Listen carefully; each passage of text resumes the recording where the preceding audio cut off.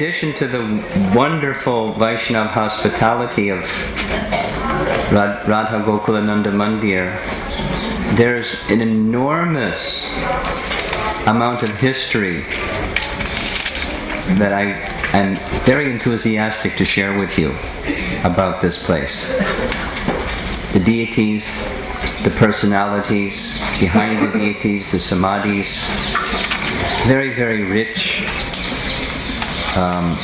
deep insight into periods of our Gaudiya Vaishnava line that perhaps you're not so familiar with, but by hearing it will surely deepen your appreciation for Lord Chaitanya Mahaprabhu and his followers. I'd like to start by describing the deities on the altar. We will not have darshan again until 5 o'clock if we're still here, Haribol, and if not, you can see pictures, because all of what we're doing will be captured in some kind of a journal, and we have some very nice pictures of the deities here.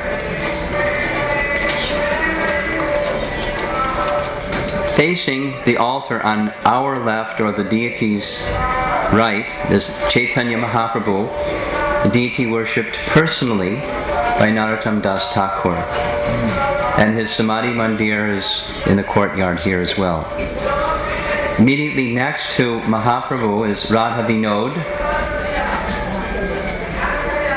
who were worshipped by Lokanath Goswami. The original Radha Vinod we will see when we go to Jaipur, and I'm very eager to go see Radha Vinod in Jaipur, because besides the deities are amazingly merciful, the pujari is amazingly transcendental, and there's a reason why we will describe.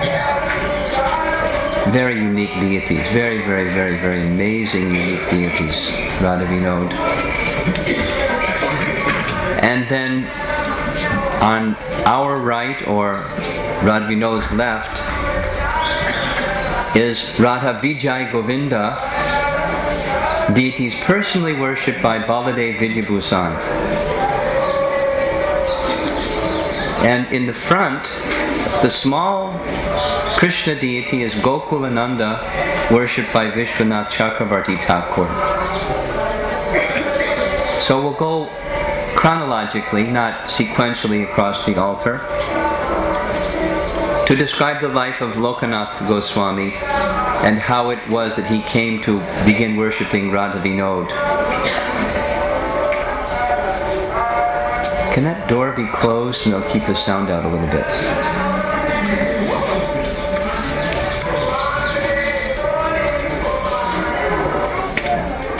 The outside door. Lokanath was a contemporary of Chaitanya Mahaprabhu in Navadvip before Mahaprabhu took sannyas.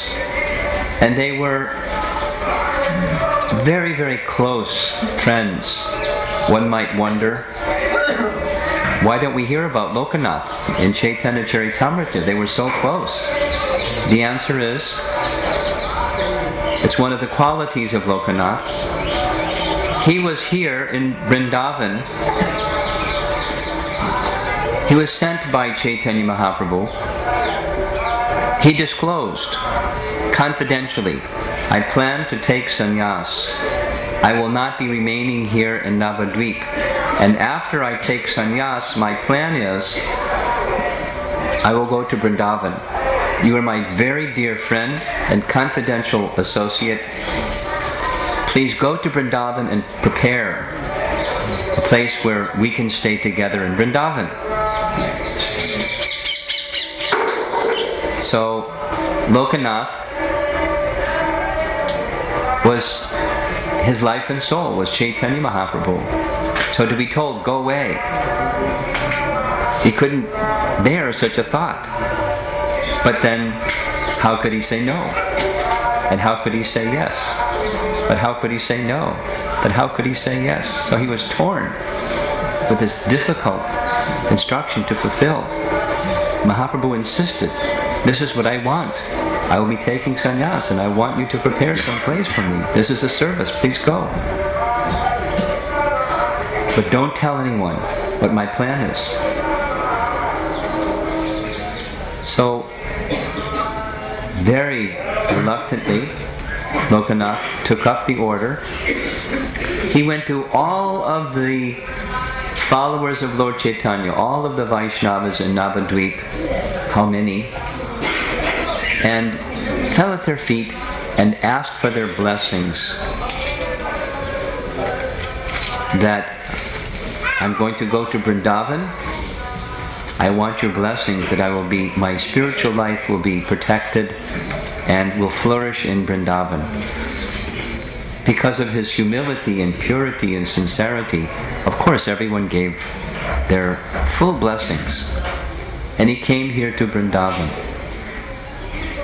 expecting that Mahaprabhu would soon come and join him. But as destiny would have it, Mahaprabhu didn't come. And he didn't come, and he didn't come, and he didn't come. The reason he didn't come is because his leela was to go instead to Puri. So after he accepted sannyas, his plan was to come to Vrndavan. But Lord Nityananda, knowing the heart of Mahaprabhu and the mission of Mahaprabhu, made a different arrangement.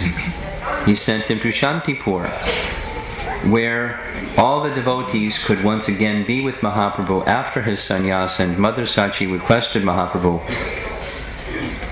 to go to Puri instead of Vrndavan, where there is also Krishna, and it's so much closer, and there's this natural connection between the Bengali Vaishnavas that go regularly to Puri to attend the Ratha Yatra, and this way I will get news of you. And sometimes you may come to take bath in the Ganga, and then I will see you personally. So Mahaprabhu submitted to the plea of Mother Sachi. So he went to Puri.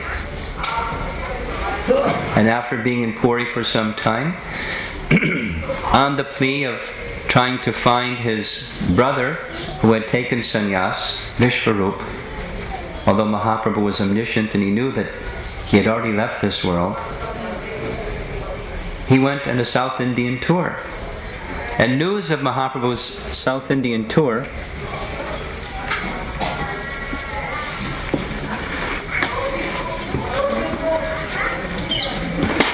there we go, got to Vrndavan. And Lokanath understood he's not coming to Vrndavan, he went to South India. So you know how far it is from South India to Vrndavan? He immediately began walking to South India and went all the way to Cape Comorin, only to find Mahaprabhu left South India, didn't you know? And he's returned to Puri. So at once, Lokanath went to Puri, only to find, oh, Mahaprabhu has left to go to Vrndavan. So as quickly as his two legs could carry him, he made his way to Vrndavan. And when he reached Vrndavan, he was told, oh, Mahaprabhu was here for 3 months and he just left. He was looking for you, but you weren't here. How disappointed was Lokanath Maharaj. But immediately he wanted to go the next morning to find Mahaprabhu. And Mahaprabhu appeared to him in a vision, not a dream, in a vision, and told him, don't become impatient, Lokanath. I've asked you to stay in Vrndavan. Now stay in Vrndavan.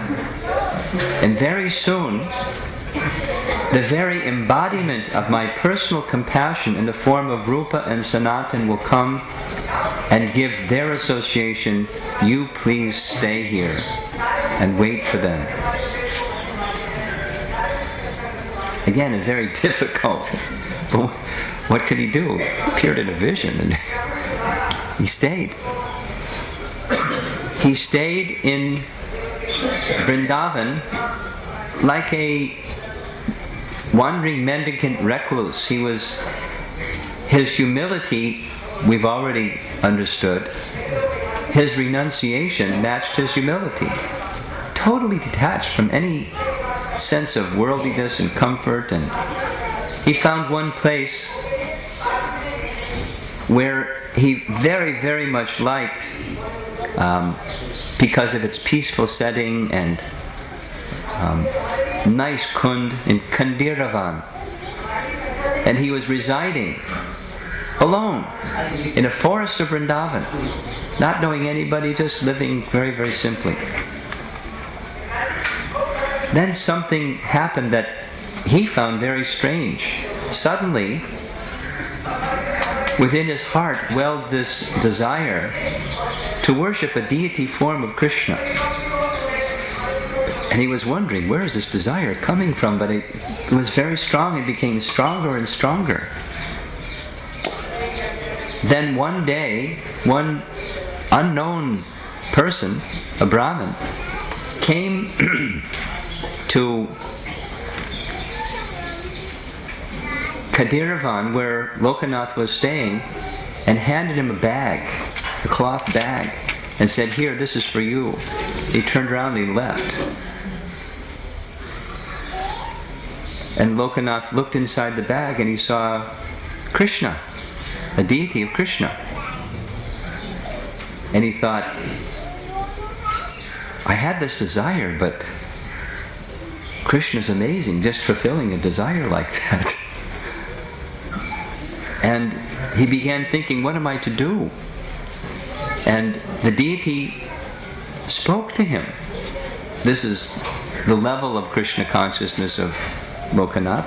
The deity spoke to him and said, my name is Radha Vinod. And you wanted to worship me, and I want to be worshipped by you. So please serve me very nicely. And Lokanath replied, but what do I have? I have nothing. I'm living in the forest in Braja. Then Radha Vinod spoke again and said, I'm hungry. Find something. Please feed me. Like a child. And that was the relationship. And so he's received an instruction from Radha Vinod, and so he set the deity and went and gathered some roots and some flowers and whatever things he could find as edibles, and made a nice offering and offered it to Radha Vinod. And then, and wait till you see the deity, Radha Vinod. Just remember these stories when you see the deity. And then he made a bed for the deity with soft leaves from the forest. And with other leaves he made a fan. And just with whatever the forest life provided, he began fanning the deity and making offerings to the deity and singing songs about Krishna for the pleasure of the deity with whatever facility he had there in the forest. Amazing. So it's just Lokanath and Radha Vinod in the forest of Braja, worshipping him. In his, according to Gauragunadesh Dipika, he's Manjulali, Manjari, a very confidential associate of Srimati Radharani in Krishna Leela, and here he is in Gaura Leela performing similar activities in relation to Krishna. Very confidential, intimate service. Then Rupa and Sanatan came on the order of Mahaprabhu, and they came to know of this former associate of Lord Chaitanya, Lokanath, now living in Vrndavan. So they went to meet him.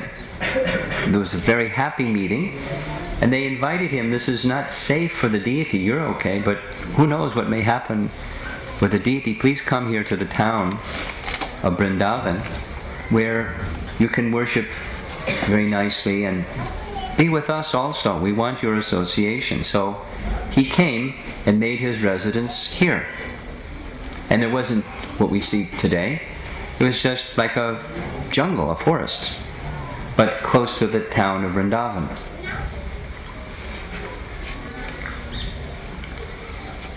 And he continued because his manner was very, very simple and very, very renounced, living that lifestyle, but associating with Rupa and Sanatan. And after some time,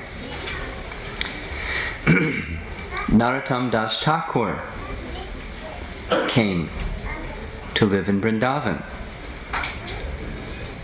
And Narottam Das Thakur was the son of a king, but he had no interest in his kingly position and opulence and high learning. By his disposition, he was very, very, very devotional. And so, where the devotional epicenter was happening amongst the associates of Lord Chaitanya was here in Vrndavan. So he came to Vrndavan. And out of the associates that he found in Vrndavan, he was particularly inspired by the qualities of Lokanath. And Lokanath, like Gorkishore Das Babaji, had made this internal vrata that he would not accept any disciples. But Narottam very much wanted to accept Lokanath as his spiritual master. Lokanath declined. Then, understanding Lokanath's mood, but wanting to serve him, in a private, concealed manner, he served very, very humbly, extremely humbly. From here, not so far away, the river Jamuna was flowing, and every morning Lokanath would go to the river to take his morning bath, and before taking his bath in a place by the riverbank, would answer the call of nature and go take his bath and then return to perform his worship of his deity. And Narottam would go each morning after Lokanath had done his business and would, with his own hand, clean the place so that each day Lokanath could go and the place would be clean. And as time passed, it was noticed by Lokanath. This place is always clean, and that's not possible because I'm leaving my call of nature behind me, but it's not there. I want to find out what's going on. So one morning after his bathing, he hid behind a tree to watch and see what would happen. And he saw Narottam coming with his broom to come and clean and make everything very nice. And he came out from behind the tree and challenged him. "What are you doing? You're the son of a prince. This is no service for you." Scolding. But Narottam, like Lokanath, was so humble. He said, "But I just want to serve you in some way, and this is a fit service for me, to clean after you. Please allow me to take this service. I beg of you." The humility of Narottam and the sincerity and the purity of his devotion overwhelmed the resistance of Lokanath to accept a disciple, and he then yielded to the pure devotion of Lokanath and accepted one disciple in his lifetime, Narottam Das Thakur. So Narottam came and stayed here with Lokanath, and he did his worship of the Mahaprabhu deity, which is on the altar. The deity of Lokanath during the time of King Aurangzeb was taken, along with many other deities, to Jaipur, and to this day the Radha Vinod deity is being worshipped in Jaipur.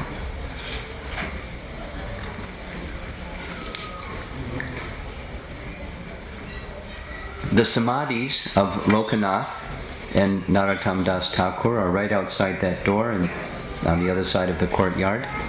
Very, very sacred places, along with the worship of their deity. Their samadhi is here.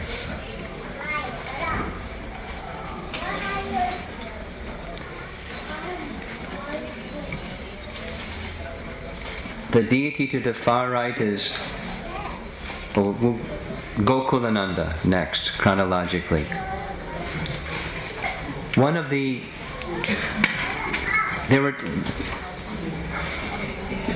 Narottam Das Thakur, because of his super elevated position, when sent from Vrndavan by Jiva Goswami to travel throughout different parts of India and give the message of the Goswamis to people outside of Vrndavan, Narottam Das Thakur accepted as disciples two persons who were from high-class Brahmana families. Now, he said earlier that Narottam Das Thakur's father was a king, but his caste was Kayastha, like Ramananda Roy, same, where their duties are kingly duties or Kshatriya duties, but the caste is something like a clerical function, and therefore also to be considered Sudras. So Ramananda Roy considered himself to be a Sudra, although he was the governor of Madras. He considered himself to be a Sudra, employed in the service of King Prataparudra. So in a similar way, the caste of Narottam Das Thakur was considered to be that of a Sudra, and he accepted two high-class Brahmanas as disciples. And the Brahminical community was really flipped out, really disturbed. And they wanted to challenge Narottam Das Thakur. A whole group of them came to the place where Narottam Das Thakur lived. And these two disciples, one of them, his samadhi is in the courtyard.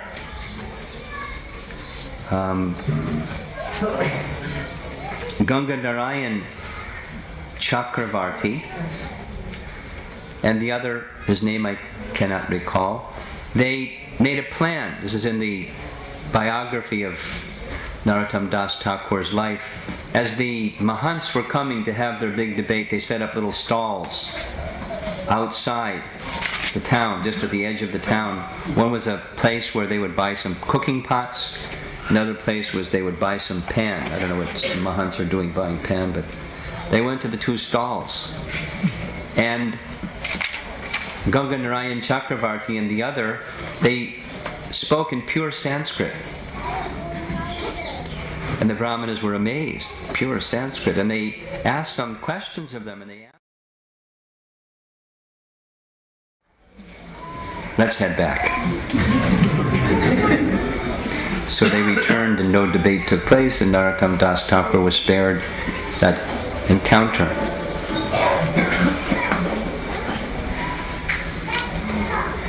So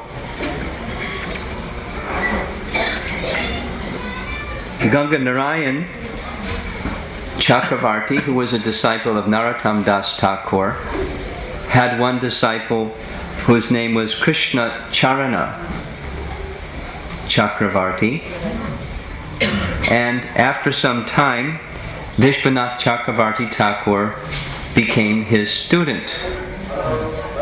Vishwanath Chakravarti Thakur asked one of the principal disciples of Vishwanath Chakravarti Thakur for initiation and was initiated.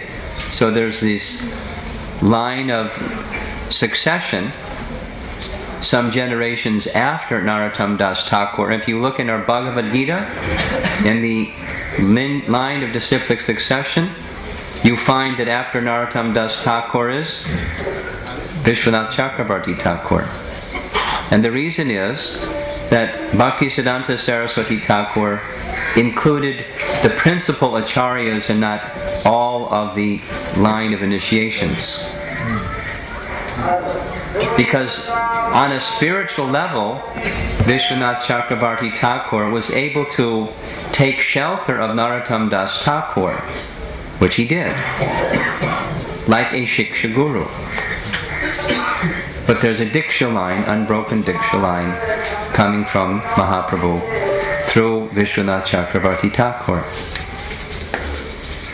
So Vishwanath Chakravarti Thakur with his Guru's blessings, came to reside here in Vrndavan from West Bengal. While in Bengal, just to give some idea of the elevated status of Vishwanath Chakravarti Thakur even before he came here, he was very much absorbed in Srimad Bhagavatam. So much absorbed in Srimad Bhagavatam that even during the monsoon season, he would sit in the middle of a field reading Srimad Bhagavatam, and no rain would come upon him, and he would remain undisturbed.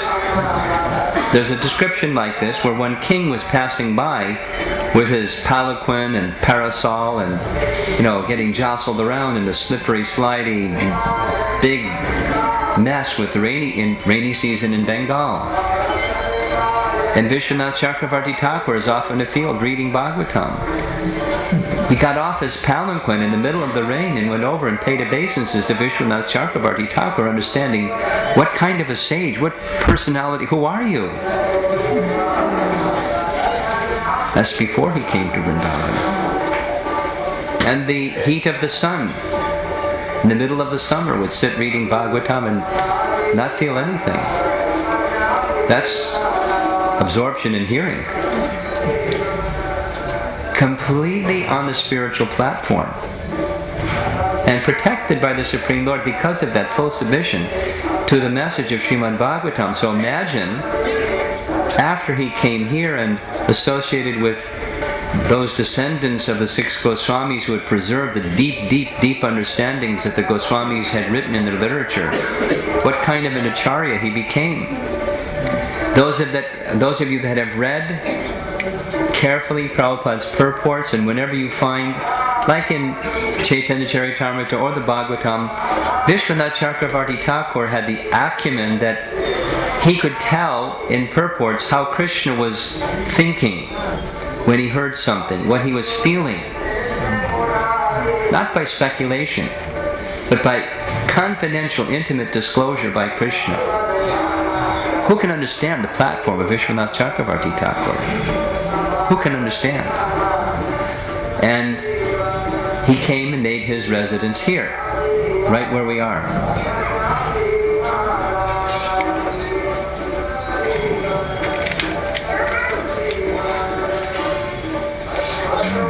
When he came here, this was Jiva Goswami, Chaitanya Mahaprabhu, Sanatana and Rupa Goswami, Jiva Goswami, then Srinivasacharya, Narottam Das Thakur, and Shyamananda. They had been sent to go preaching, and several generations had passed where the strong presentation of Chaitanya Mahaprabhu's teachings and practices had gone way down. And that's what Vishwanath Chakravarti Thakur entered. But because of his spiritual strength and his purity and his self-effulgent leadership, he brought everything back up again. Much like we find Bhaktivinoda Thakur during his time. We regularly hear about Bhaktivinoda Thakur encountering a similar situation. And this was here in Vrindavan, where things don't change so quickly. There's a lot of tradition going on here that doesn't move very quickly. By his spiritual influence, he brought enormous respectability back to Gaudiya Vaishnava tradition. And remember, the deities had also been taken during the reign of Aurangzeb. The deities were gone. So Vishwanath Chakravarti Thakur was clearly the self-effulgent successor in the line of Chaitanya Mahaprabhu.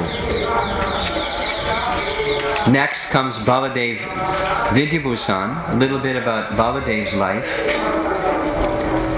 Baladev was born in Orissa in the 1700s, and as a young boy, he had enormous interest in spiritual life, so much so that he wanted to get trained somewhere. He didn't know what, he didn't know where.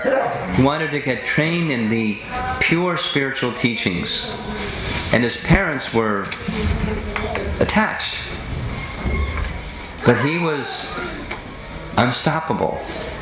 And as a young man, he left home and went searching all over to find something that he felt was pure so he could learn it thoroughly. And he took shelter of a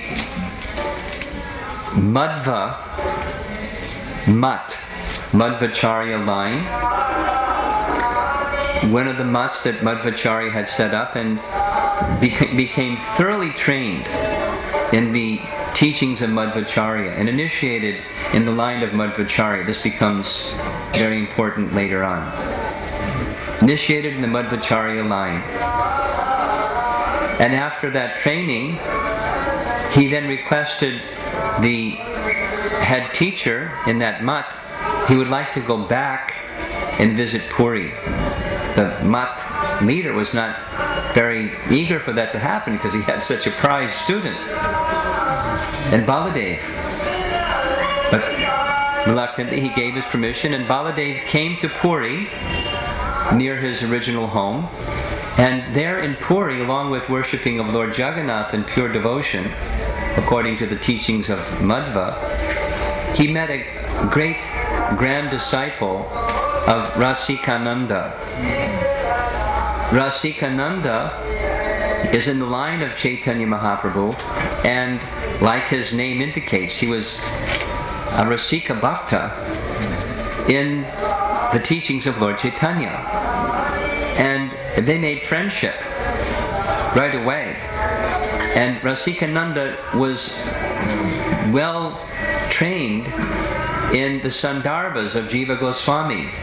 You recall my describing the Gopal Bhatta requesting Jiva Goswami to write this commentary. So Rasikananda's grand disciple introduced and then trained Baladev in the teachings of Lord Chaitanya through the Sandarbhas of Jiva Goswami, and he was so attracted. Such excellent, brilliant, sweet, attractive teachings. I want to go to Vrndavan and experience the bliss of the devotees in Vrndavan. So Baladev came here to Vrndavan, and the leading personality amongst the Gaudiya Acharyas was Vishwanath Chakravarti Thakur. So although he was initiated in the Madhva line and knew Madhva's teachings backwards and forwards, he was inspired by Chaitanya Mahaprabhu. He even requested this grand disciple of Rasikananda for initiation. But Rasikananda explained, or this disciple explained, grand disciple, explained that cannot be done. Once you're initiated, you can't be reinitiated. But a little ceremony was performed where he accepted Mahaprabhu as his worshipful Lord and Master, and with that his teachings. So he considered himself a Gaudiya Vaishnava in the line of Madhvacharya. And he came here and studied under Vishwanath Chakravarti Thakur. The Vishwanath Chakravarti Thakur was very elder, and Baladev was much younger, still young man. Now, contemporary to all of this, let us go to Jaipur for a moment. When we described the Madan Mohan temple was completed around the year 1560, 1570. The Govindaji temple around the same time, a little bit later, 1580. King Aurangzeb in 1669, from his palace in Agra, saw this 7-story tall temple up on top of a hill, the Radha Govindaji temple, with a brilliant ghee lamp from the veranda of his palace, which he couldn't stand. I have to see a Hindu temple from the veranda of my palace? He called his army and said, destroy the temples of Vrndavan. Knock off the tops of the buildings and destroy the temples. So they came on his order, and we'll see. We saw the Madan Mohan temple, the little at the top. It's broken. Compliments of King Aurangzeb. Who knows where King Aurangzeb landed in his next lifetime? The Govindaji temple was 7 stories tall. 3 stories are remaining. 4 stories were knocked off by the soldiers themselves, dismantled and destroyed.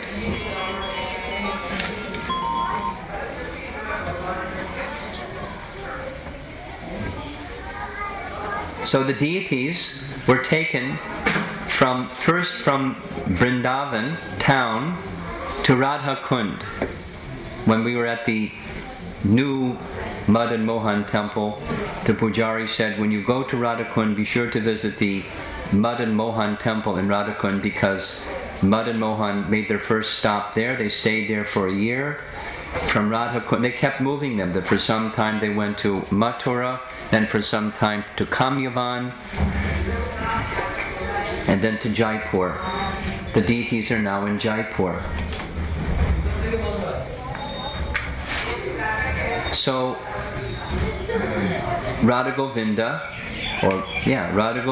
and Radha Madan Mohan and Radha Gopinath and Radha Vinod and several other deities ended up in Jaipur. That's in the late 1600s. Now advance in some time, a number of generations, Jai Singh, very modestly called Jaipur after himself, and kept the deities in Jaipur.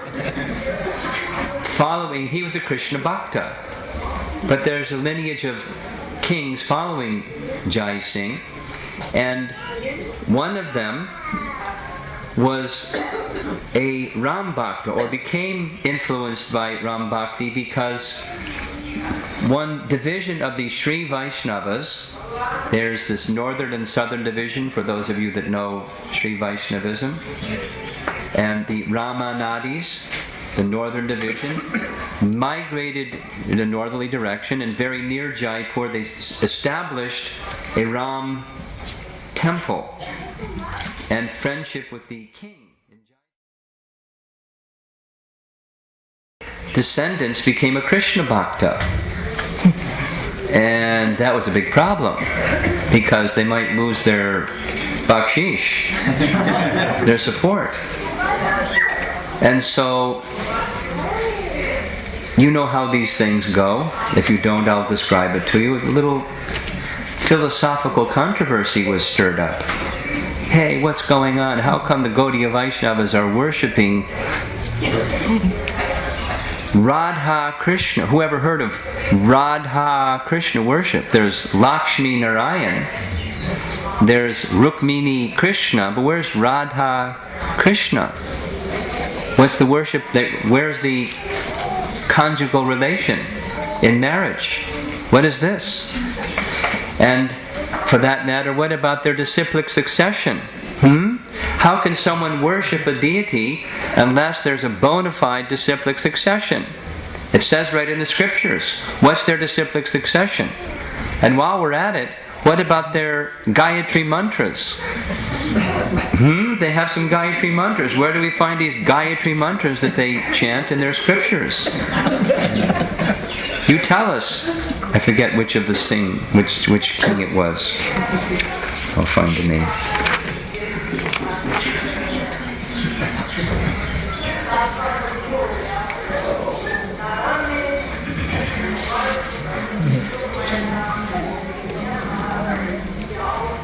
Can't find the name. So the Ramanadis approached the king. The king went to the pujaris, and the pujaris What do we know? We're pujaris. We don't know all of this philosophical thing. So they sent Brahmin messengers to Vishwanath Chakravarti Thakur, because he's the principal acharya. He must have the answers. And he kept giving answers, but they weren't able to present the answers properly. So finally, in a confrontational way, they insisted that either we get satisfying answers. What is this disciplic succession that does not have a commentary on Vedanta Sutra? Where's their commentary on Vedanta Sutra? Hey guys, what's your answer? Where's the commentary on it? Our answer is, the commentary is Srimad Bhagavatam. It's the commentary by the author himself of Vedanta Sutra, by Vyasadeva. He made his commentary. Yes, but each particular line, it must have its commentary on Vedanta Sutra. So the messenger went to Vishwanath. What do we do? Commentary on Vedanta. How do we answer all these questions? So Vishwanath Chakravarti Thakur said, I'm too old to get involved in all of this wrangling business. The answers are very clear. Baladev, I'll explain all the answers to you. You go and represent the Gaudiya line and clear up this business. So Baladev went to Jaipur and met, it's a very drama-filled, one can imagine, one young man against a whole army of, really invested and dug-in personalities that want to see, you're out. So fearlessly he met them, and they presented their various questions, and he answered their questions except for commentary. He said, as far as disciplic succession, I'm initiated in the Madhva Sampradaya. They said, we can't hear from him because he's not in its proper disciplic succession. He said, I'm initiated in this Madhva Mat, in disciplic succession. So I can represent the teachings. Well, where's your commentary? Well, our commentary is Srimad Bhagavatam. No, you have to have Gaudiya commentary. So he went before Govindaji. There are different versions of this, but for 3 days he prostrated himself straight out, dandabats, before Govindaji, praying to him for the capacity to properly respond to all these questions. And he then sat up, and right there before Govindaji, he began composing. In a very short period of time, there are different versions of how short, but within a couple of weeks, he wrote a whole commentary on Vedanta Sutra.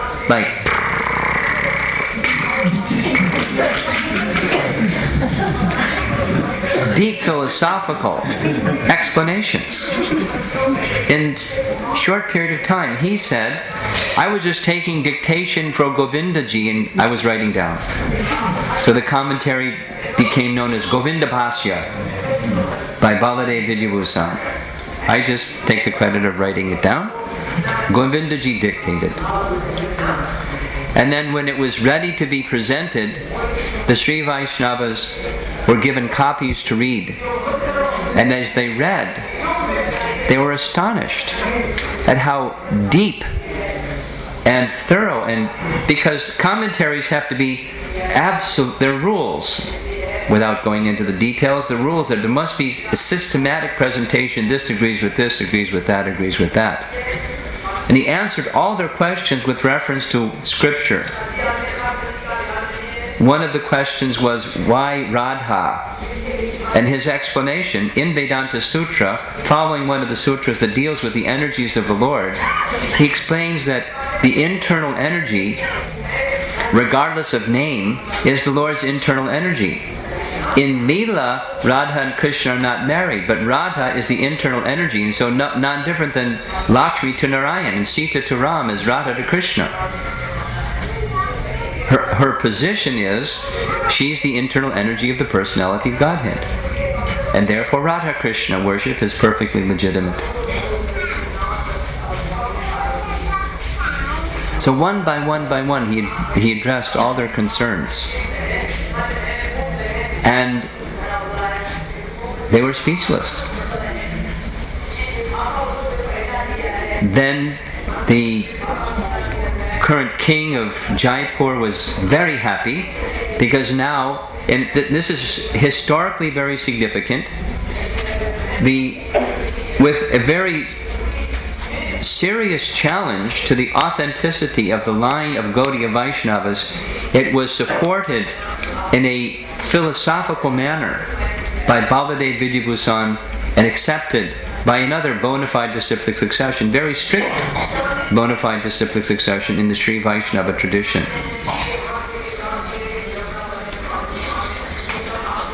Very significant in our Gaudiya Vaishnava line. So, after completing this exchange with the Ramanadis, he then returned. The worship of the deities formerly in Vrndavan was now sanctified permanently in Jaipur, worshipped by the Gaudiya Vaishnava system and Gaudiya Vaishnava line. And Baladev then returned and began worshipping his deity Radha Vijay Govinda, giving victory, Vijay Govinda, to the teachings of Lord Chaitanya by his mercy. And so on the altar, Mahaprabhu deity of Narottam Das Thakur, Radha Vinod of Lokanath, the deity of Baladev Vidyabhusan, the Shiksha disciple of Vishwanath Chakravarti Thakur, and now the history of the deity of Vishwanath Chakravarti Thakur. One day, here at this temple, where there wasn't a temple before, Vishwanath Chakravarti Thakur was residing, and one Brahmin came gifting to Vishwanath Chakravarti Thakur his deity of Krishna, saying, "My deity appeared to me in my dream and instructed me to give him to you to worship. He wants to be worshipped by you." Sounds familiar, as with Lokanath. And the response was also familiar. He said, "How can I accept this worship? I don't have anything. I'm a renunciate. How can I worship a deity without anything? That's not proper. And besides that, I don't have the qualification. I'm sorry, but I can't accept. As kind as your offer is, I can't accept." So very disappointed, the Brahmin went home. That very night, the Brahmin had another dream. In the dream, he said to the Brahmin, "Go back again and make the offer one more time." And the Brahmin in the dream said, "But I did this already today." And he said, "No." And the deity said, "Go again, it'll be different next time." The same night, Vishwanath Chakravarti Thakur had a dream where the deity appeared to him in his dream and said, "I want to be worshipped by you, please say yes." What could he do? The Brahmin came the next day and he accepted the worship of Gokulananda. So on the altar, the small deity in the front, Gokulananda. And just by the side of Gokulananda, so the temple is... Get it out. Yeah, but the temple is Radha Gokulananda Mandir. So just by the side of Gokulananda, you'll see a little Govardhan Shila. And that Govardhan Shila has some wonderful history behind it. We asked the Pujari to bring it out, and so brought off the altar, put on a little table up close, and you could see, they've also seen them bring in their hand. It's a very small Shila that has a depression about the size of a thumb. The depression the size of the thumb is Chaitanya Mahaprabhu's thumb print. He was given a Govardhan Shila. Someone had come from Vrndavan and brought for Mahaprabhu a Govardhan Shila, who worshipped that Govardhan Shila as Krishna himself. Chaitanya Charitamrita describes, sometimes Mahaprabhu would hold that Shila to his heart. Sometimes Mahaprabhu would hold that Shila over his eyes while he was chanting. And he would stare at the Shila and chant, and tears would profusely come from his eyes. Seeing Krishna, I'll say it again, seeing Krishna. When seeing Govardhan, he was seeing Krishna because of his intense love. And he would move his hand over the Shila and he made an impression with his thumb on the Shila, the Govardhan Shila. You can see very clearly the impression of Mahaprabhu's thumbprint on Govardhan.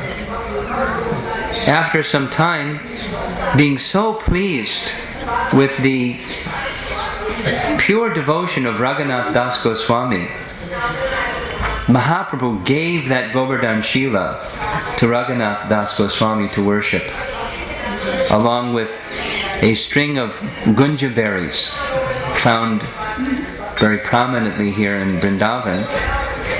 And with that gift from Mahaprabhu, here's what Raghunath Das Goswami understood.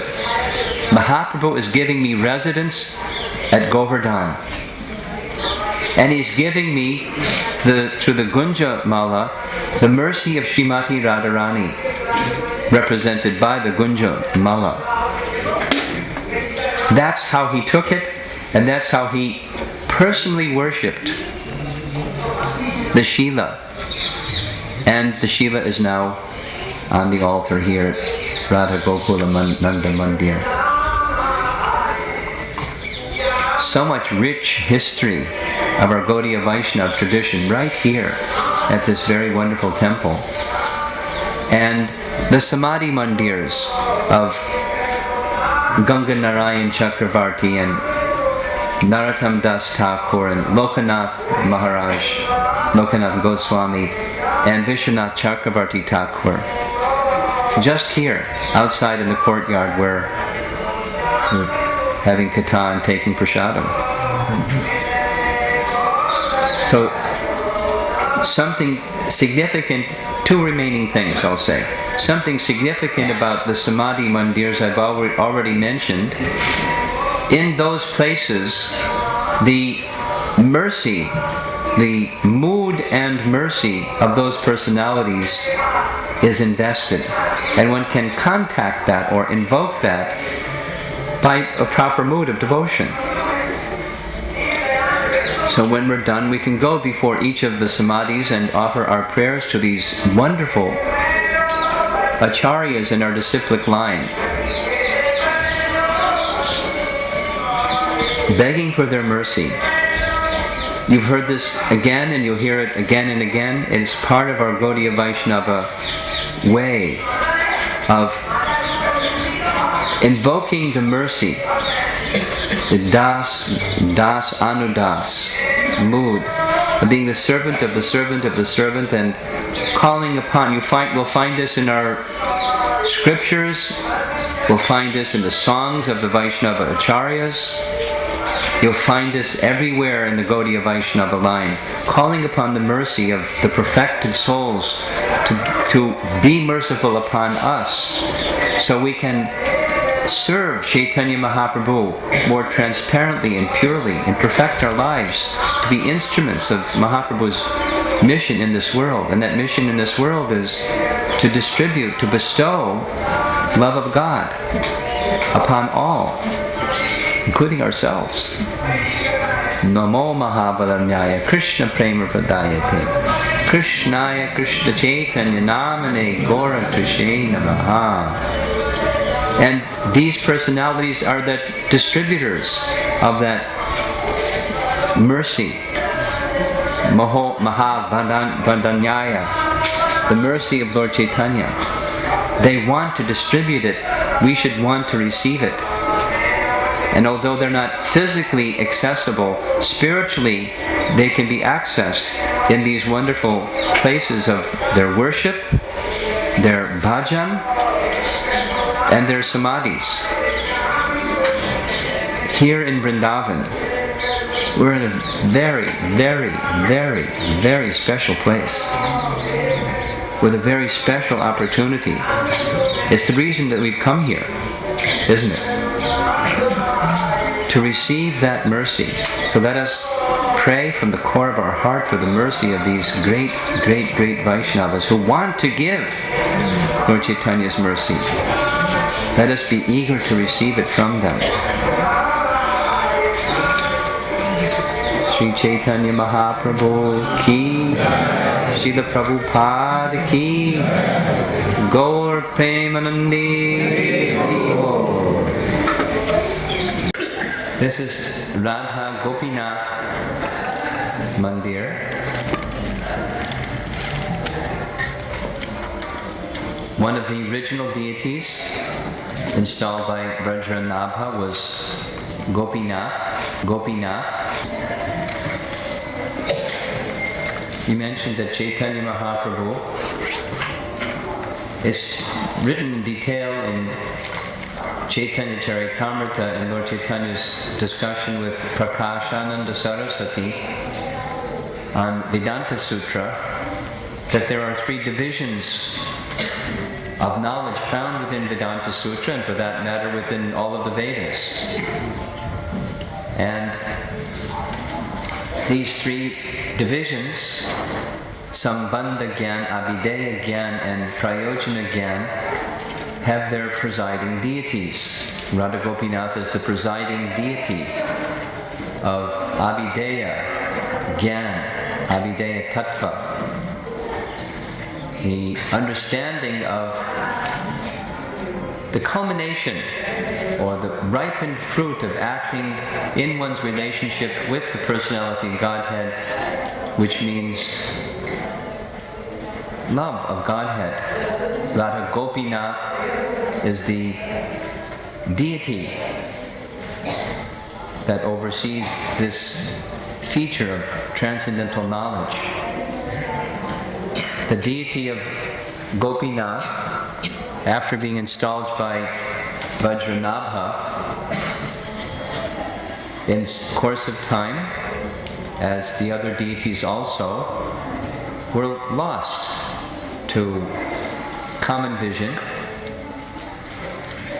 And the event of their discovery was just around the time of Chaitanya Mahaprabhu's coming to Vrndavan. A Brahmana named Paramananda Bhattacharya was attending to some service at Vangshivat. Vangshivat, hopefully we'll make it there this evening, we'll see what Krishna permits, is the place where Krishna played upon his vangsi, his flute, to call the gopis in the spring season. And the gopis went there, drawn by the sound of Krishna's flute, to Vangshivat. So, due to the shifting of the course of the Jamuna, the Vangshivat tree was practically lost. So, Paramananda Bhattacharya was doing some horticulture work. He took a graft of the tree and was placing that graft of the tree in the ground so another tree would grow. And while digging into the ground at Vangshivat, he found a deity. And the deity was the deity of Gopinath. So Paramananda Bhattacharya began worshipping that deity of Gopinath. And he then turned over the worship of the deity to Madhu Pandit, who was his disciple. And Madhu Pandit began worshipping under Paramananda Bhattacharya's direction. Madhu Pandit was a contemporary of the 6 Goswamis, and it was during their time that Mother Janava came here to Vrndavan. She came twice to Vrndavan, and one of the times that she came to Vrndavan, the first time, she was respected because she was the consort or the eternal associate of Lord Nityananda. And as such, when Lord Nityananda left and Janava remained, she was accepted as the supremmost, superlative Vaishnava amongst all the associates of Lord Chaitanya. So although here in Vrindavan the 6 Goswamis were such effulgent acharyas, they accepted Janava in that very special way. And so they heard from her, as she described Lord Chaitanya and his associates, wonderful Leela and his teachings. And Janava was very, very compassionate upon everyone. She, although in the highest position, her happiness was serving others. And so every place where she went, she wanted to serve the devotees and serve the deities, and such sweet, loving exchanges on a very high spiritual level took place during her visit. And just before she left, she made her final round to all of the major temples that were existing at the time. And when she came here to the Radha Gopinath temple to take darshan of the deity, she saw that the deity of Radha was very short compared to the deity of Gopinath, who was quite tall. And she thought in her mind, this doesn't look right. But she didn't say anything because she didn't think it was appropriate to say anything. So she just had that thought. And that very evening she had a dream where Gopinath appeared to her in a dream and said, just as you were thinking, this Radha, she's too short for me. You should make another Radha that's my height. And in the same dream, the Chota Radha appeared and said, whatever my Lord wants, that's what I want. Please follow his indication to you. So Janava reported this to the Pujari, and because of her preeminent spiritual position, everyone accepted. This is the desire of Gopinath, and he wants you to do that service. So Janava accepted the order of Gopinath and the confirmation of the Vaishnavas. And so when she made her way back, heading east towards Bengal, and kept her residence in Kardaha, the place where she and Nityananda Prabhu resided during their pastimes together, she requested one very, very expert murti maker to make a deity of Radha exactly according to Mother Janava's specifications. She personally oversaw the making of the deity. And her mood of love, knowing that this is the desire of Gopinath, who spoke to her and said to do this service, one can only imagine what her mood of devotion was. And as the deity was being completed, being in the mood of service that Janava was, she gathered together fine ornaments and fine cloth and gifts for all of the deities of Vrindavan, along with Gopinath and Srimati Radharani. And the deity a boat was made specifically for the deity to transport the deity from Kardaha up the Ganges and down the Jamuna to reach here in Vrindavan. This is all described in Bhakti Ratnakar. And On the way, when the deities were in transit, they stopped at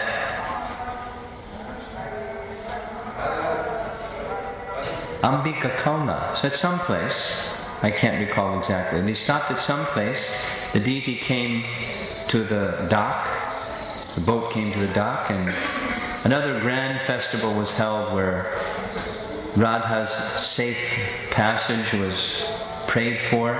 Mother Janava, as the boat was parting, she offered one prayer: "My dear Lord Krishna, you've given me this service, now please you make the transport of your Radha very safe and swift."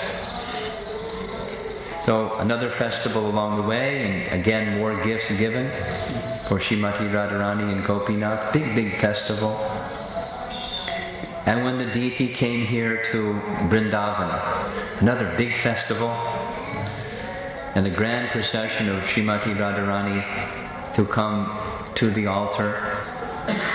And so when the installation took place, the small Radha was placed to the right to Gopinath's right, and Radha was placed on his left.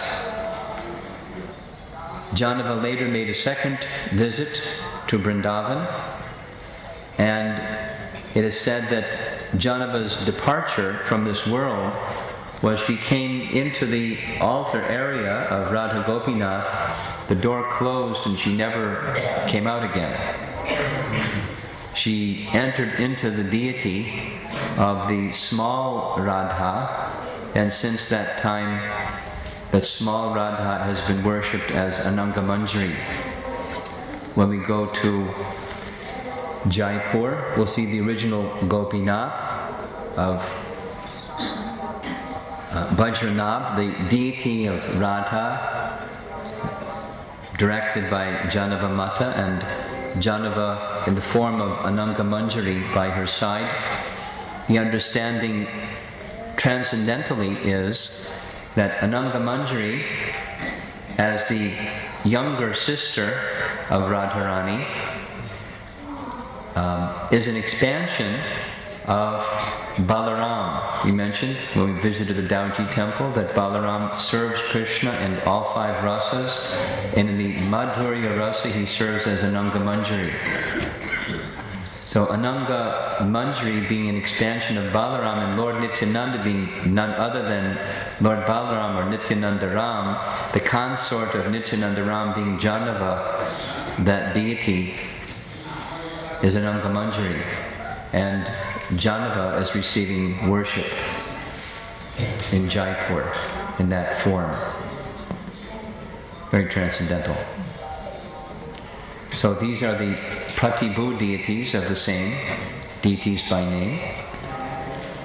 And the worship is going on very, very nicely.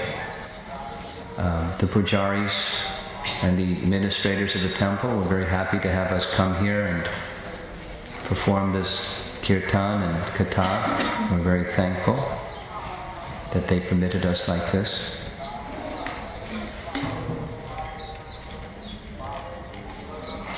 As we experienced yesterday, darkness comes very quickly.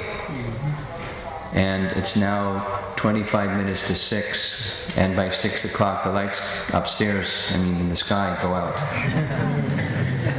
So I'm not exactly sure what to do, but what I'm thinking to do, where's our guide, Dharmendra, where are you? I'm thinking that I'll speak now about the next 3 places, and we'll just go in procession to the next 3 places. So we'll be going to Sonagaranga, Mahaprabhu Temple, and Radha Govinda Temple. And if the buses can meet us at Radha Govinda Temple, we talked about having them meet us at Bangsivat, and I think we maybe better just do those 3 and go back. Will that be all right? Okay.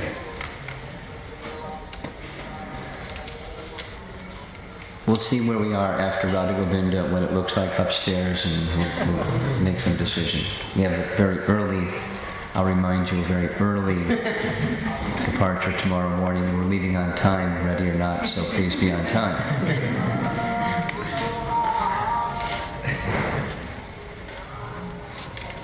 So Radha Govindaji, the Govindaji deity, has very special significance for Vrndavan in a number of ways. Also a deity that was installed by Vajranabh, Madan Mohan, Radha Govinda, and Radha Gopinath, these three deities presiding over Sambandha, Abhideya, and Prayojana Gyan. But Govinda serves a second set, that is that Vajranabh installed deities in the four directions. We visited the Dauji temple, so in the southern petal of Vrndavan, Dauji, and in Mathura, the deity of Keshavaji, and in Govardhan, Haridev deity, and here in Vrndavan is Govindaji deity. These four forms of the Lord. So very special. And to describe the glory of Rupa Goswami would take us more time than the hour of the night is going to allow us. But as the younger brother, so I won't go into the detail, but as the younger brother of Sanatana Goswami, Rupa Goswami specifically received the honor explicitly from Chaitanya Mahaprabhu as receiving his full mercy, being able to fully describe the mellows of love of God. We have the Bhakti Rasamrita Sindhu, written by Rupa Goswami, translated as Nectar Devotion, summary study of that. The sequel is Ujjvala Nilamani, which is, you have to get your binoculars out to see how high is that subject matter. It's, his writing is, like we saw, the Grantha Samadhi. The writings of Rupa Goswami were so high, so elevated, that Jiva Goswami determined that future generations just would not understand them, and he buried them in Samadhi. So, how elevated Vaishnava was Rupa Goswami. So much so that the followers of Lord Chaitanya are understood to be followers of Rupa Goswami.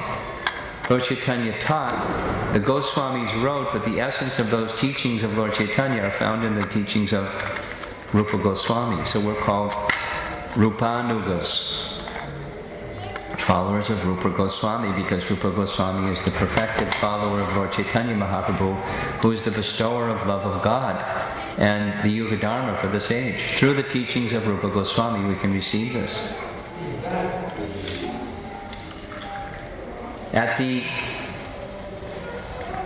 When Rupa and Sanatana Goswami were sent here to Vrndavan, we mentioned, there was nothing visible but the instruction. And through the instruction, the power to carry out the instruction was to be found. And they found it. They were empowered. And they found places of pastimes. How did they find places of pastimes? They would read the literatures provided in the scriptures, and they would go to various places and perform chanting of the holy name, and the pastimes of those places would be revealed to them in their hearts. Just like we know Prabhupada describes, Sanjaya had transcendental television, right? We've heard that description. Although he was some distance from the battlefield, he was able to perceive within his heart what was taking place at a distance. hear it and see it and broadcast it. Receiver and broadcaster. Explaining to Dhritarashtra, blow by blow, instant replay of the scene in the battlefield. So Rupa Goswami had such a transcendental television. He had the capacity to experience the places of Krishna's pastimes and discovered them by revelation in that way, in consultation with revealed scriptures and so forth.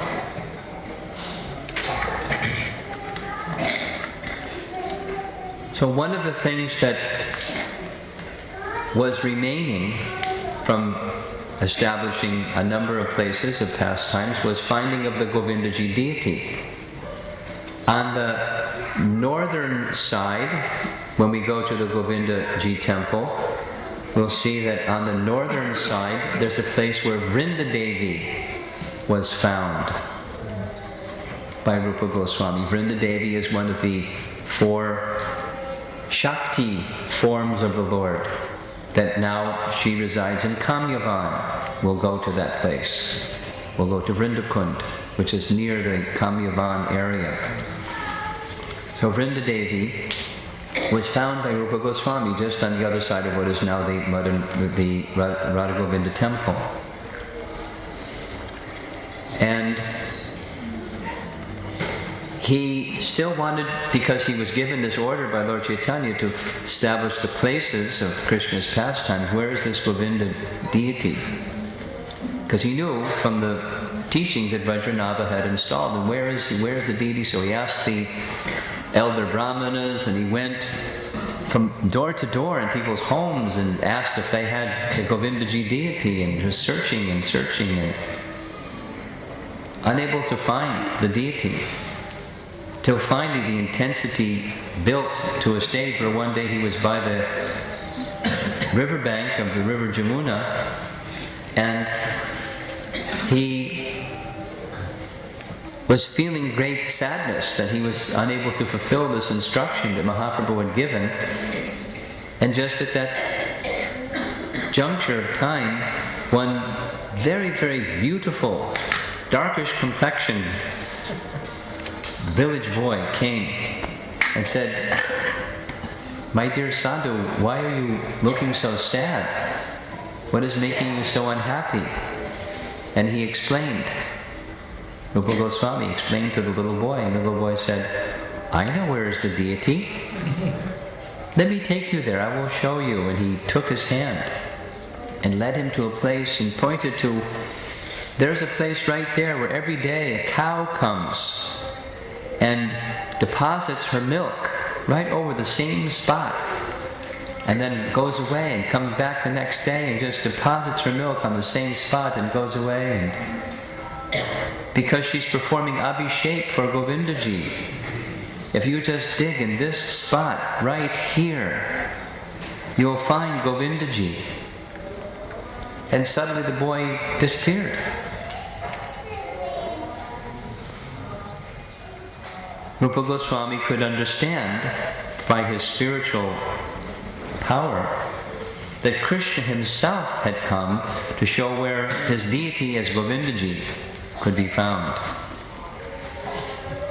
So because he was who he was, Rupa Goswami, the next morning requested the local people to very, very carefully with their tools to dig in that area where the cow had come to deposit her milk daily, and not too far below the surface he found Govindaji. And those of you that have seen Govindaji or have seen pictures of Govindaji, very big deity, very, very big, very large.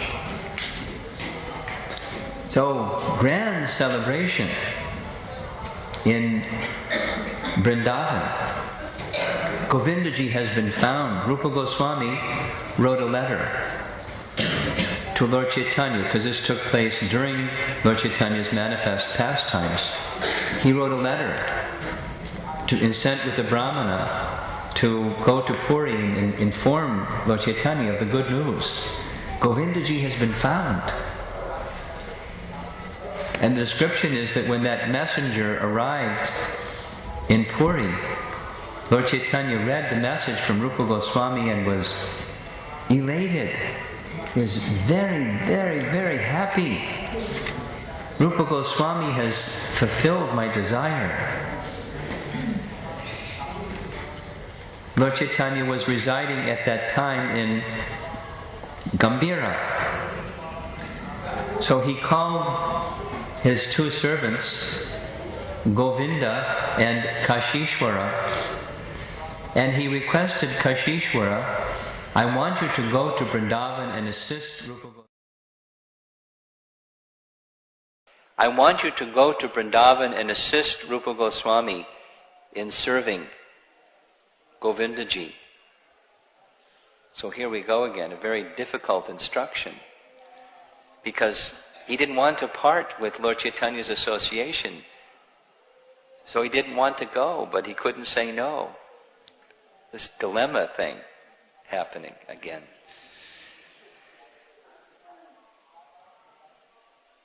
So he expressed his heart to Lord Chaitanya and said, I can't say no, but how can I leave your association? So Lord Chaitanya provided a transcendental solution to his dilemma. The solution was that Lord Chaitanya personally arranged for a deity of himself. And when the deity was completed, he then sent Kashishwara Pandit with Gaur Govinda, a deity of Mahaprabhu, and said, along with worshipping Govindaji, you can worship Gaur Govinda. And when you see the deity, you will see me. So Kashishwara Pandit took the Gaur Govinda deity, and to this day, Gaur Govinda, Mahaprabhu, is by the side of Radha Gopinath. Radha Govinda. Gaur Govinda, and by Radha Govinda. Then, if you can remember our discussion at Madan Mohan temple, the deity of Govinda, the deity of Madan Mohan, the son of Maharaj Prataparudra, Purushottam was his name, wanted to serve Govinda and Madan Mohan by making Radha deities, and he sent two Radha deities. The pujari of Madan Mohan had a dream that the two deities are nice, but one of them is Radha and the other one is Lalita, not Radha. And so both should be worshipped side by side with Madan Mohan. So everyone accepted because of the purity of the pujari, they accepted this is the will of Madan Mohan, and so Govindaji is without Radha. Another dilemma. We find dilemmas in devotional service, don't we? I've noticed it. Different kinds at different times, but dilemma is not new to devotional service. So here's the transcendental solution to that dilemma. Long, long ago there was a deity of Radha that was carved here in Vrndavan for a Brahmana who lived in South India, in a place called Utkal. And that Brahmana worshipped Radharani with affection, like Vatsalya Rasa, with great affection, and treated Radha like his little daughter. Spontaneous devotional service in a very transcendental mood, and served her very, very wonderfully. In fact, so wonderfully that this Brahmana's reputation spread all over, that he was such an elevated, saintly person, so that when he died, the funeral for this Brahmana was attended by Prataparudra Maharaja's son, the king. Purushottam attended the funeral, And when he attended the funeral, he came to understand that now this deity had no one to worship because the Brahmana had no children to be heirs to the worship. And that was the system at the time, the seminal system. No son. So what to do? And so Purushottam decided, I'll take the deity, and the deity will be worshipped in Puri, in the Jagannath temple, as Radha. And so the deity was placed in the temple area on the side, and as some years passed, people forgot that it's Radha, and they accepted the deity to be Lakshmi. Fast forward in time, and now the Radha Govinda, not having a deity of Radha to worship by her side, the pujari had a dream, and simultaneously the king had the same dream, that this is not, I'm not Lakshmi, I'm Radha, and I should be worshipped with Govinda. Can you please make that arrangement as soon as possible? I want to be with my Govindaji.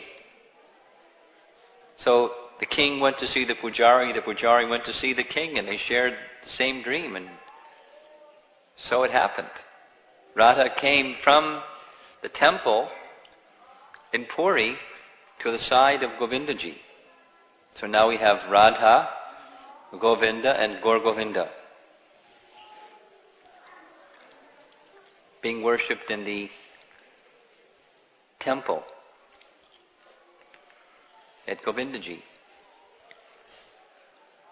And I mentioned already the building of the 7-story temple. How that happened was Raghunath Bhatta Goswami was the son of Tapan Mishra. You've heard Tapan Mishra's name many times. We saw the samadhi of Tapan Mishra by the side of Sanatana Goswami's samadhi. Tapan Mishra, where Lord Chaitanya stayed at the house of Chandrasekhar and took meals at the house of Tapan Mishra, and so many exchanges in Chaitanya Charitamrita are described there. Raghunath Bhatta was his son. So, at a young age, Raghunath Bhatta went to visit Lord Chaitanya. He stayed with Lord Chaitanya for some time. Lord Chaitanya requested him, you go back and serve your parents. He wanted to stay with Lord Chaitanya. Go back and serve your parents. They're great devotees. You should serve them until they've left this world. He was just a young boy, till they've left this world. And so, when they left, given the instruction of Lord Chaitanya, he then came to Vrndavan and placed himself under the care of Rupa and Sanatan. And so Raghunath Bhatta assisted in the deity worship of Govindaji. Raghunath Bhatta Goswami, he's particularly famous, well known, for his beautiful narration of Srimad Bhagavatam. Each verse he would sing in 3 different melodies, and he would sing so sweetly even the birds would stand perched on trees and listen. His voice was so sweet. And he would just be stunned, and everyone hearing him would be stunned in ecstasy hearing his descriptions of Srimad Bhagavatam and his sweet singing of the verses of the Bhagavatam. He was the Bhagavat Raj here in Braj. Lesser known is he had one disciple who was a general in the king's army, Emperor Akbar army, Rajman Singh, who was very wealthy. So at Raghunath Bhatta's encouragement, he began building a temple. Very wealthy man, he began building a temple. And Prabhupada described, whatever Rupa Goswami did, it was big. He didn't think small, he thought big. So his temple was 7 stories tall. Now today, 7 stories is not a big deal. In that period of time, that's a big deal. And when we see inside the temple, the architecture is stunning, what's left of it, including a huge stone. When you look at that stone, they didn't have cranes and all the things that we have today for a building. It's a stone that there's no steel. It's in the ceiling and it's suspended in the shape of a lotus, an inverted lotus, that the petals are spreading down like this. One big stone. How did it get up there, and what's supporting it, and what technology did Rupa Goswami arrange for?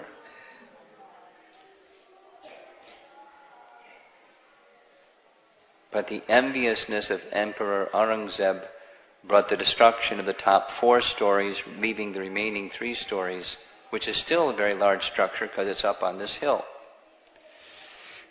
The area is called the Yogpith of Vrndavan, just like where the birthplace of Mahaprabhu in Mayapur is called the Yogpith. It's like the epicenter of the town of Raja. And we'll be going there very shortly, to the temple of Govindaji. And we'll hear more about Rupa Goswami and his life when we visit Ter Kadamba towards the end of this week.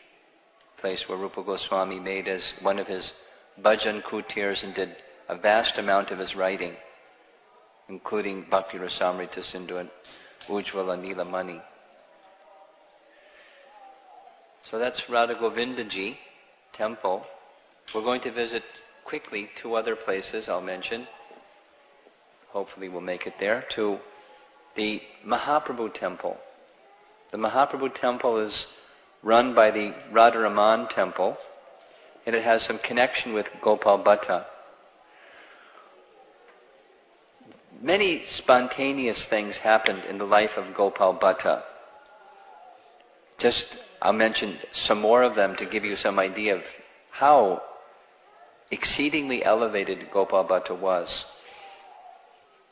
When Mahaprabhu was visiting in Sri Rangam during those 4 months, it's described in his biography that he had a desire to see the form of Lord Chaitanya before he took sannyas, known by the name Navadvip Chandra. So Navadvip Chandra, he didn't have the opportunity to see. So he was lamenting, why did I have to be born so late? So they could not see this wonderful form of the Lord. I desire to see the form of the Lord. He was intensely in devotion, attached to Lord Chaitanya, thinking like that, praying like that, strongly desiring like that. So one time in a remote place, he had this vision where Navadvip Chandra, Lord Chaitanya with his long flowing hair, with his arms raised in his Sankirtan, along with his associates, appeared before him. And Gopal was stunned.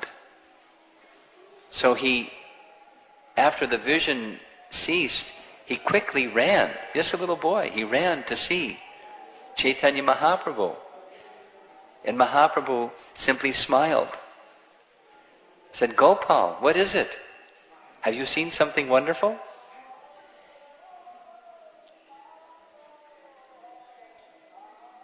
So similarly, in his later stage of life, Gopal Bhatta, while worshipping Radharaman, he was thinking transcendentally, what is this? Worshipping Krishna without Lord Chaitanya. How can I worship Krishna without Lord Chaitanya? How can I approach Krishna without Lord Chaitanya? This is wrong. This is offense. What am I doing? He was in great distress. And this went on. It went on for some days, and it was increasing and increasing in intensity. And again, Mahaprabhu appeared before him in a vision and disclosed, don't worry. This form of Radharaman is not different than Krishna, and Krishna is not different than Mahaprabhu, so there's no wrong. There's no harm in what you're doing. Still, the followers of Gopal Bhatta, understanding his transcendental sentiment, they established this deity of Mahaprabhu. So it's the Mahaprabhu temple, known as the Mahaprabhu temple. And if my memory serves me right, it's a very tall deity, yes, with the arms in this position during one part of the day and in this position in another part of the day. Golden, beautiful deity of Mahaprabhu. When you walk into the temple and you see this stunning deity, it's very wonderful. And Sona Gauranga here in Vrndavan is a deity that was worshipped by Jagannath Das Babaji. Those of you that have been to the Navadvip Parikrama, in the town of Navadvip is the Bhajan Kutir and Samadhi of Jagannath Das Babaji. And there's a description of before Jagannath Das Babaji was in Mayapur, he resided for some time here in Vrndavan. In fact, for a large part of his life he lived in Vrndavan. And one of the places where he lived was at Surya Kund. Surya Kund is a place on the roadway going to Govardhan Hill. It's a place where Krishna killed Shankachuda, but it's also a place where Radha would come to worship Suryadev. And Krishna and Madhu Mangal would come as brahmanas and engage her in that worship. And many intriguing pastimes would take place between Radha and Krishna and Madhu Mangal and Jatila and Katila and many amazing things. Very nice stories. Maybe we'll tell some of them at Yavat when we go there.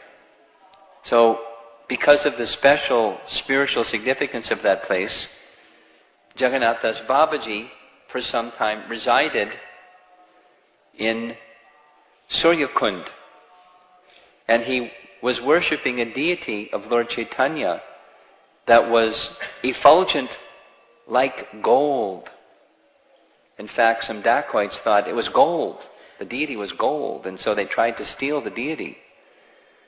And I forget exactly what happened, but as they were trying to make off with the deity, something happened and they were destroyed. The deity was safe and they were destroyed. So Jagannath Das Babaji could understand this is not safe, worshipping a deity off in a remote place like this, and so he made an arrangement for Sona Gauranga to be worshipped here in the town of Vrndavan, and to this day Sona Gauranga is worshipped here in Vrndavan very nicely. So we'll go to visit quickly those 4 temples. I'm not sure in which sequence, but Sona Gauranga, Mahaprabhu, and Radha Govinda temple. That's 3. And we'll see if we have time for Vangsivat. Now, I'm not sure what to do here about translation, especially considering the light. Should we have translation and then go together to the temples? Any suggestion from anybody? Ashish, what would you like to do? I can't hear you.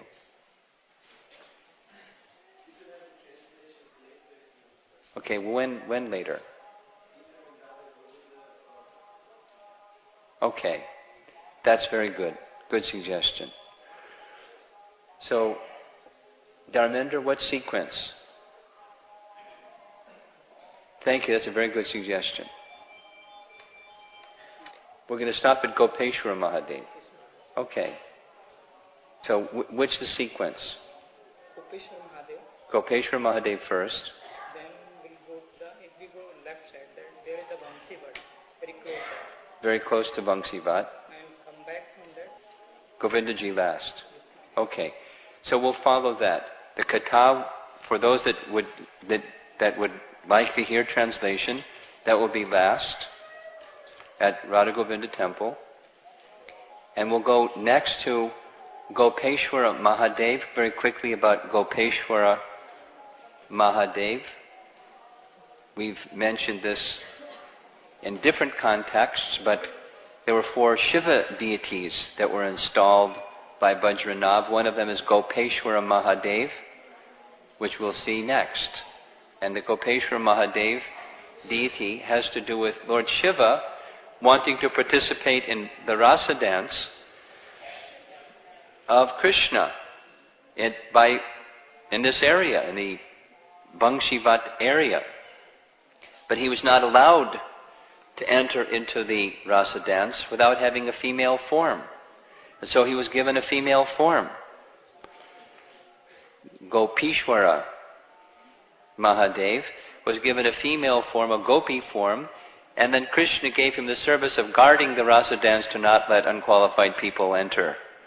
And so Gopeshwara Mahadev, you'll see, is dressed in a female feature, like sari and ornaments of a woman.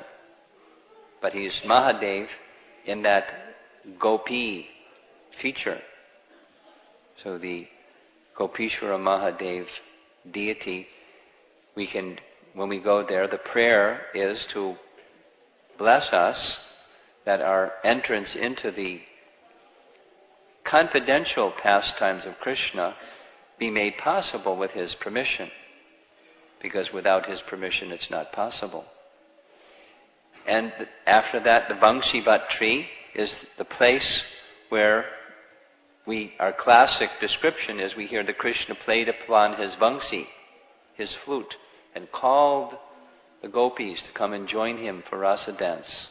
That place is Vangshivat. So we're going to go there. And then Sonagranga Mahaprabhu and Radha Govinda. So it's nice, in one sense, in the evening here in Vrndavan, especially during Kartik, but any time, in the evening many devotees, Vaishnavas, are out and about and visiting the temples, getting darshan of the deities. Some have their vratas, just like we saw at Radha Damodar. So many circumambulations here and so many there, and every day they do this vrata. It's like their sadhana, their worship of the deity while they chant their japa. So we'll see crowds of people on the street. That's all right. We'll be part of the crowd. And I think it'd be nice if we can try to stay together. I think it'd be nice if we can have kirtan as we move.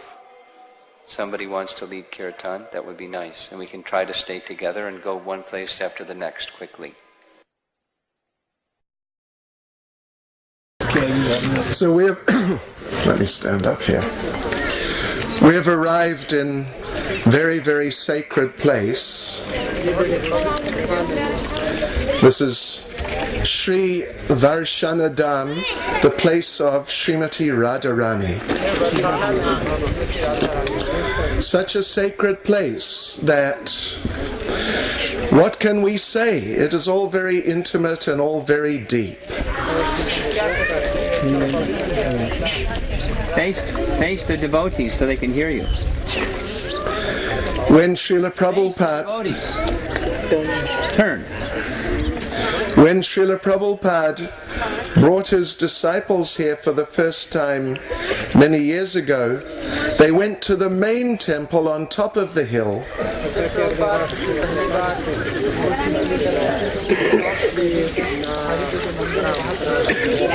And Srila Prabhupada explained, just very briefly, that Radharani would be up on this side. Krishna would come from this side. They would come and they would meet together. So it's very deep, very transcendental subject matter. And these hills are saturated with the transcendental loving affairs of Radha and Krishna. Radharani moved here when Krishna moved to Nandagram. That is when Krishna was almost 7 years old.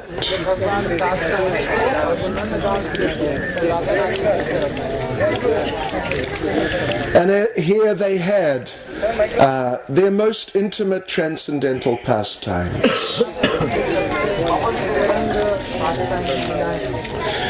This place where we are now is called Sankari Kaur. Sankari Kaur means narrow gully. As you can see, the road through here becomes very narrow between the hills. And just on the other side of the hill is the village of Chitradevi. Sometimes the gopis would come from that village of Chitradevi towards Varshana. And sometimes Krishna and the cowherd boys would be waiting for them here, where we are now.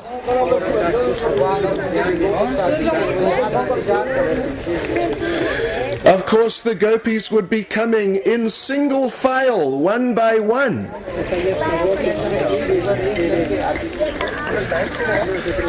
And there would be a whole group of big, tough cowherd boys waiting here.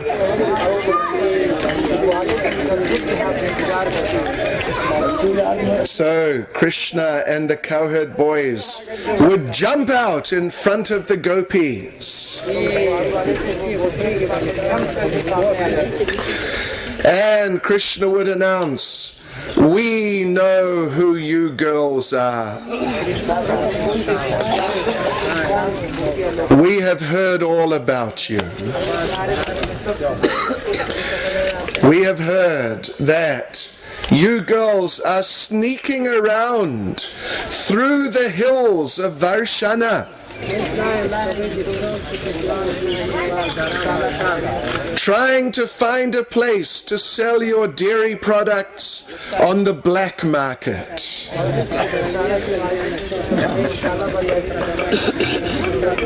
But the king, Kamadev, Cupid, he has sent us to stop you."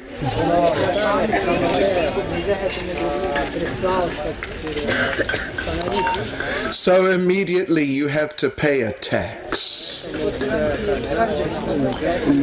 And then, as we mentioned earlier, Lalita would step forward very boldly,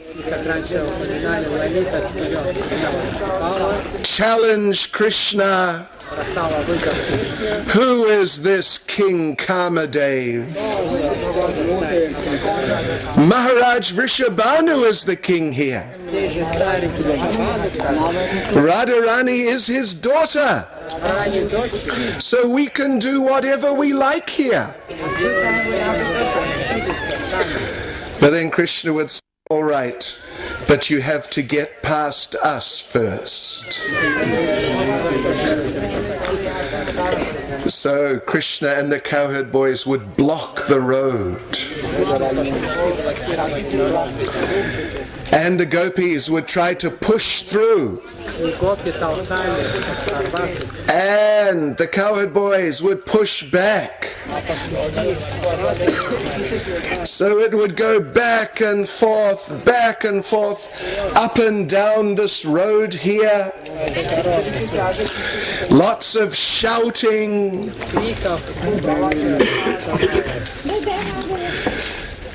Then maybe Krishna would grab one of the pots and throw it on the rocks.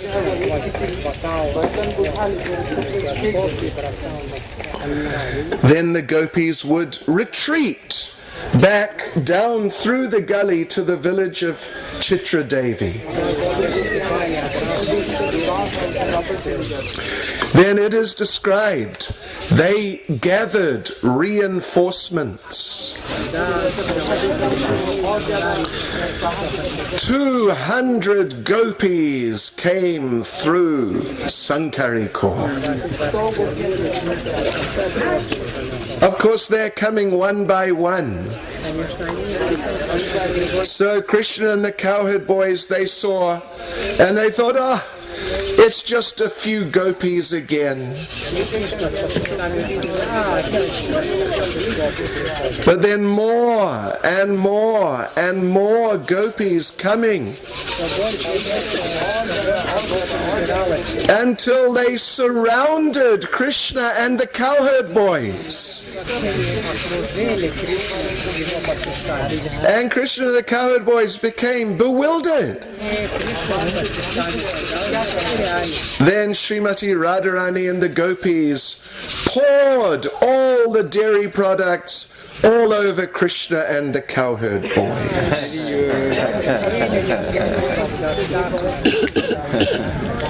Srimati Radharani ki. And Madhu Mangal, Krishna's funny Brahmin friend, he was protesting.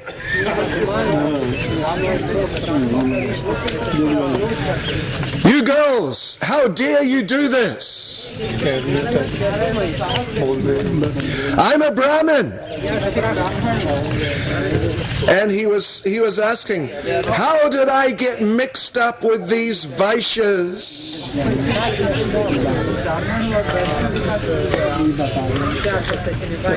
All their low-class habits. I'm a Brahmin. And he told Lalita that you are going to become guilty of the sin of drowning a Brahmin.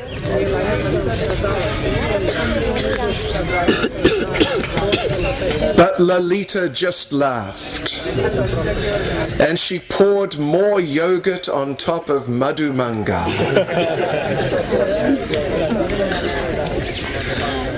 So then the gopis went back to Chitra Devi's village to celebrate their victory.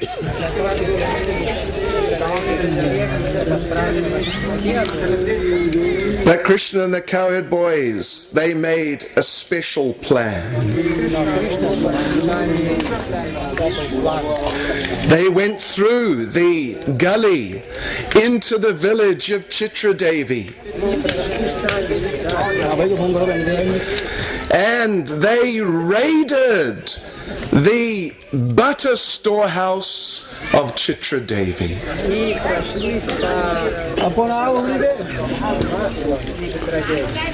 And what happened then? We will tell you when we get through the gully. This is a very suspenseful story. A lot of danger and heroics. But here we can mention historically that one time Lord Brahma approached Lord Krishna. And he appealed to him, please let me have some service here in Vrajmandala. And Krishna said, sure, you can come here to Varshana. And with your 4 heads, you can become 4 of the main hills of Varshana.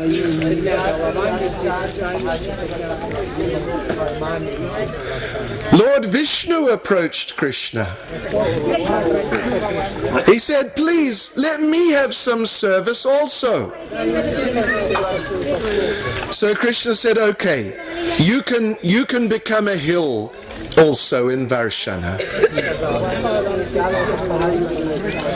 So now, the hill that you all are sitting on this side, this is the head of Lord Vishnu.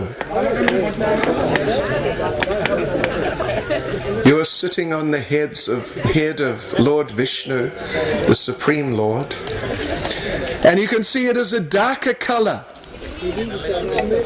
See, the rocks are darker colored. Then on this side, this is one hill. It is one of the heads of Lord Brahma. There are 4 hills on this side. They are the 4 heads of Lord Brahma. And you can see they are a lighter color, sort of yellowy color. This is blackish color. So like this, the gopis went back to the village of Chitradevi. And Krishna and the cowherd boys, they made a strategy. And they raided the butter storehouse of Chitra. And what happened next, we will tell you when we go down through the gully now. But it is very dramatic, extremely dramatic, lots of danger, heroics. Now, in the course of all this, Krishna at one point, he stood on the side where you can see there's a little throne just past these 5 young men, or this other young man with the red shirt on. There's a little throne just next to them, you see? So at one point Krishna got up there. He took a rock. He threw it at the pot of yogurt on Radharani's head. And it smashed on the rock just on this side.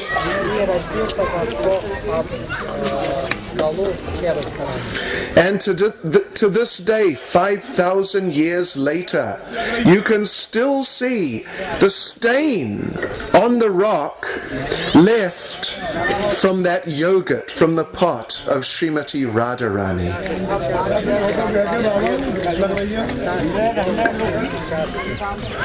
There, where the flowers are. And I think there's some money there. So you can take the flowers and take the money. Hamara paisa hai.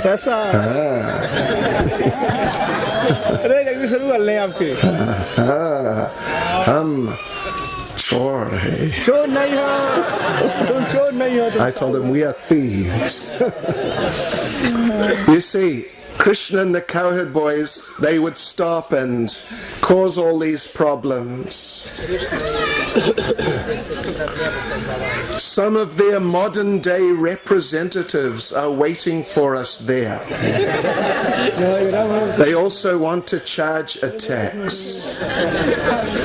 So if you want to give a tax, well, you know, one fact is, all this money we have, I don't think anyone sitting here is on the poverty line.